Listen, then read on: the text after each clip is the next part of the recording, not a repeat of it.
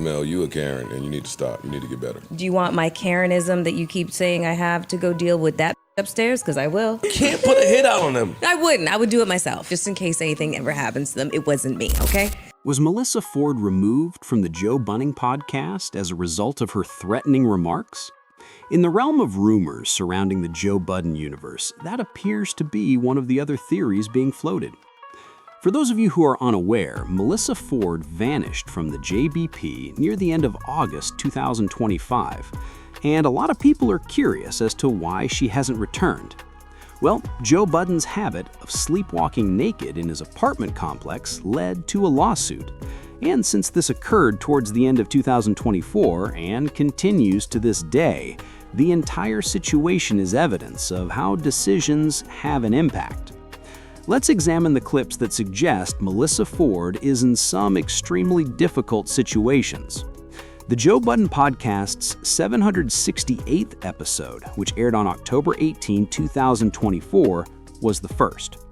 Melyssa Ford says that she will go talk to the beat upstairs. Now you see. Mel, you a Karen, and you need to stop. You need to get better. Do you want my Karenism that you keep saying I have to go deal with that upstairs? Because I will. Additionally, a court document would contain that language. Perhaps she went too far, but she was only speaking on a podcast.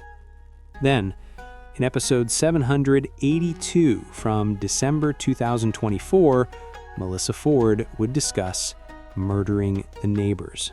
Oh, shit. Can't put a hit out on them. I wouldn't. I would do it myself. Okay, look, just in case anything ever happens to them, it wasn't me, okay? It's also unclear whether she was discussing murdering her own neighbor, but it also sounded like a metaphorical statement. Nobody believes Melyssa Ford was genuinely planning to hire someone or attempt to have them removed for interfering with her lifestyle, whether it was at her own complex or Joe Budden's. Joe was now somewhat irritated at this moment. Keep banging up there. I don't know if they hid in the broadcast. I believe there was a lot of conflict between him and the neighbor above him, and both sides leveled some serious accusations. Joe seemed to be acting like a disrespectful neighbor, and he later thought, oh, these neighbors are being racist. Additionally, he would say that live. Now, in an episode in January 2025, Joe would discuss the legal proceedings he had to endure as a result of this case, which is another significant aspect of the entire lawsuit that was fascinating. Hundreds of the evidence, no, I don't find that is stalking. Since they are really on it, I had to go to Lipstick Alley to get some information, to be honest. Additionally, one user made a humorous observation regarding Joe Budden's explanation, stating that the story felt strange and emphasizing that it was doubtful that Joe attended a true municipal court, but rather some kind of co-op estate meeting. They even implied that Joe's justification was a theatrical one. We must now point out that the commenter is probably a Joe Budden hater, so we can't really pretend that the cards are being dealt fairly. However, they did include timestamps and episode receipts. I just wanted to point out that with this comment, we can also see how Mark Lamont Hill was doubtful during Joe Budden's speech. It's the fastest trial in history, too. Like, It wasn't fast to me. Therefore, the fact that Mark Lamont told me that this was the fastest trial ever shows that you, Mark, remarked, oh, so you mean to tell me that you did all of this in a short period of time? Like, you didn't even have to talk too much, you just got it resolved quickly? However, as I mentioned earlier, I'm not sure if the story Joe is discussing was just a condo co-op meeting that isn't really legal, or perhaps he had to stand trial. We must wait and see how that turns out. We do know, however, that the lawsuit was ongoing and is currently a civil case. Civil lawsuits can have financial consequences, as we all know, and since it looks like a game of chicken, we'll have to wait and watch how things work out. Who will be the first person to quit? It appears that once the ego gets involved, there's no turning back. I don't believe that this is the cause of Melyssa Ford's departure. I don't believe that Melyssa Ford was released merely to avoid receiving legal notice, because to be honest, her involvement in this could be justified by the fact that she was a guest on a podcast, and there is no proof that she intended to use violence against her neighbors. She was merely thrown in my opinion, because it seemed pointless to include someone who had said such things. I think the truth with Melyssa Ford is that she had an incident with Flip and she gave Joe a warning. I don't really want to be on the show with Flip anymore. Joe refused to give in to her demands and she didn't come back. There may have been a renegotiation in which Joe informed Melyssa Ford that, hey, Melyssa Ford, some of the things you've been doing aren't things I'm going to be cool with. This is another possibility that I believe is more compelling than the lawsuit scenario.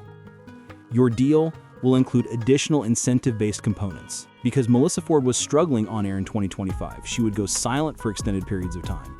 She didn't get along with anyone and appeared disengaged. Yo, we're gonna want you here once a week because Mona's coming the other day, Joe is saying as I can see. It is quite unlikely that Mona and Melyssa Ford would appear together on the show. Therefore, I believe that the reason she left the show may have been due to her contract being shortened and her position being reduced. And I'm aware that many people are saying, hey, they're handling this in a really mature manner. I firmly believe that everyone is displaying their mature side. Wait a second. Do you guys really believe that this is how things will turn out? I'm pretty sure that things are going to get really messy very soon.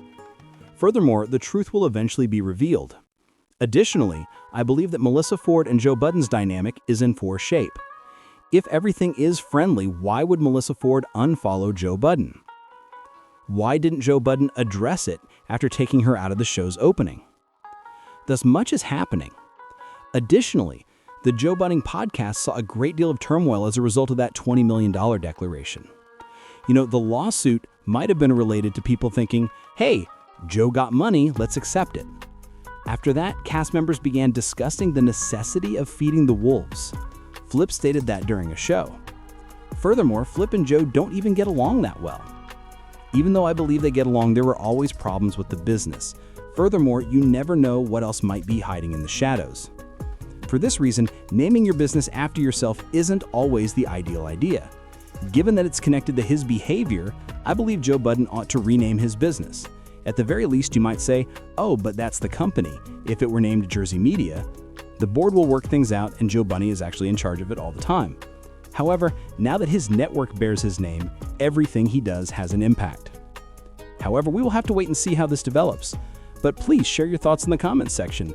Do you accept the other possibilities that have been put forth, or do you think Melyssa Ford's disappearance is due to this lawsuit?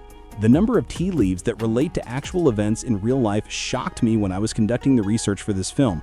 Yo, Nanny, this is just entertainment. You're being overly serious. It is just a pod. But these are court proceedings. Joe had been forced to stay in a motel and leave his condo co-op or whatever. So to a certain degree, it's just content over everything. This is true sometimes. This channel exists in the gray areas where the lines are blurred because the trauma from the show often manifests in real life. I'm doing a lot of spaces on Twitter, just so you know. Join me there for the live stream if you want to see more community development and conversations about this show. The playbacks could then be viewed on Patreon. All of my spaces reside there. In addition, I will be releasing a podcast episode shortly. Don't forget to check the Spotify feed. I've uploaded about 7 episodes to that platform in the past month and a half, so you must stay tuned in because there's a lot more content coming.